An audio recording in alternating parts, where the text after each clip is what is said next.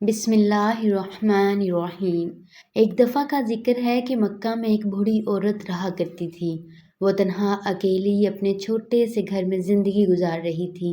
وہ روزانہ صبح و شام بتوں کی خدمت کرتی اور ان کی صفائی وغیرہ کرتی، جس سے مکہ کے مخیر لوگ اس کو اجرت دیا کرتے۔ اس کی زندگی پچھلے کئی دہائیوں سے ایسے ہی گزر رہی تھی کہ ایک دن مکہ کے لوگوں کو باتیں کرتے سنا کہ ہمارے درمیان ایک ایسا شخص آ گیا ہے جو ہمارے بتوں کو پوجنے سے منع کر رہا ہے۔ بڑھیا جو کہ اپنی جوانی سے ہی اپنے بتوں سے دل و جان پیار کیا کرتی تھی، یہ سن کر سکتے میں آ گئی۔ اس کو کچھ سمجھ نہیں آ رہا تھا کہ ایسا کون کہہ سکتا ہے۔ بڑھیا نے اس کو برا بھلا کہا اور بددعائیں دیں دے کر اپنے دل کی بھڑاس کو پورا کر لیا۔ لیکن اگلے دن جب وہ بت خانے کی طرف جا رہی تھی تو اس کو پھر سے وہی واقعہ سننے کو ملا۔ اس نے سنا کہ قبیلہ قریش سے بنو ہاشم کا ایک فرد محمد صلی اللہ علیہ وسلم لوگوں کو کسی اور دین کی تبلیغ کر رہا ہے، اور جو کوئی بھی اس کی باتیں سن رہا ہے وہ بے دین ہو رہا ہے۔ بڑھیا یہ بات سنتے ہی الٹے پاؤں واپس اپنے گھر میں آ کر بند ہو گئی۔ پھر یہ روز کا معاملہ بن گیا کہ وہ جب گھر سے نکلتی تو اس کے کانوں سے یہی آواز ٹکراتی کہ فلاں بن فلاں آج بے دین ہو گیا، فلاں نے آج اس کی پیروی کر لی۔ بڑھیا جب اپنے لوگوں کو اپنے باپ دادا کے دین سے دور جاتا دیکھتی تو سخت اذیت سے دوچار ہوتی۔ اسی فکر میں ایک دن اس نے فیصلہ کیا کہ میں آج اپنے سب سے بڑے خدا حبل سے فریاد کروں گی کہ اس کو آسمانی بجلی سے جلا دے اور اس کا نام و نشان تک مٹا دے۔ اگلے دن بڑھیا صبح سویرے کعبہ کے دروازے پر پہنچی اور کعبہ کے اندر داخل ہوئی اور گڑ گڑا کر پورے وثوق سے محمد صلی اللہ علیہ وسلم کے لیے بددعائیں کرنے لگی۔ اس کی فریاد اس قدر تھی کہ اس کو یقین ہو چلا کہ اب بنو ہاشم کے اس محمد نامی شخص کا صفایا ہو جائے گا۔ وہ خوشی خوشی گھر آئی اور انتظار کرنے لگی کہ اب خبر آئے اور اب خبر آئے۔ اسی اثنا میں کئی دن گزر گئے، لیکن محمد صلی اللہ علیہ وسلم کا یہ مشن پوری آب و تاب کے ساتھ چلتا رہا۔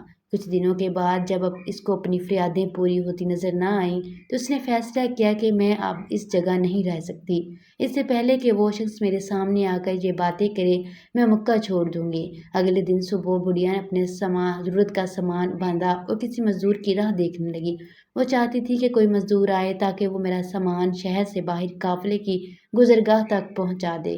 ابھی وہ انتظار میں بیٹھی ہی تھی کہ اس نے دیکھا سارے جہانوں کے سردار، کائنات کے سب سے معصوم اور سب سے مہربان نبی خاتم الانبیاء حضرت محمد صلی اللہ علیہ وسلم فجر کی نماز ادا اور ذکر اذکار سے فارغ ہو کر اسی جانب چلے آ رہے تھے۔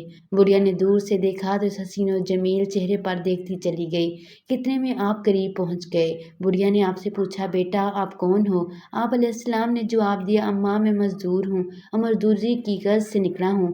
بڑھیا نے کہا کہ میں تجھے مزدوری دوں گی اگر تو میرا سامان میری منزل تک پہنچا دے۔ آپ نے بڑھیا کی بات سنی اور سب سامان اپنے مبارک ہاتھوں سے اٹھا لیا۔ کافی دور چل کر جب منزل پر پہنچے تو بڑھیا نے کہا کہ تیری کتنی مزدوری ہو گئی؟ آپ نے یہ بات سنی تو فرمایا، اماں مجھے آپ سے کوئی مزدوری نہیں چاہیے، آپ ضعیفوں اور ضعیفوں کی مدد کرنی چاہیے، نہ کہ ان سے مزدوری لینی چاہیے۔ اگر آپ کی اور کوئی خدمت ہو تو آپ مجھے بتائیے، میں حاضر ہوں۔ بڑھیا جو مکہ سے سخت غصہ کی حالت میں جہاں تک چل کر آئی تھی، یہ بات سن کر خوش ہو گئی، کہنے لگی کہ تو بہت اچھا لڑکا ہے۔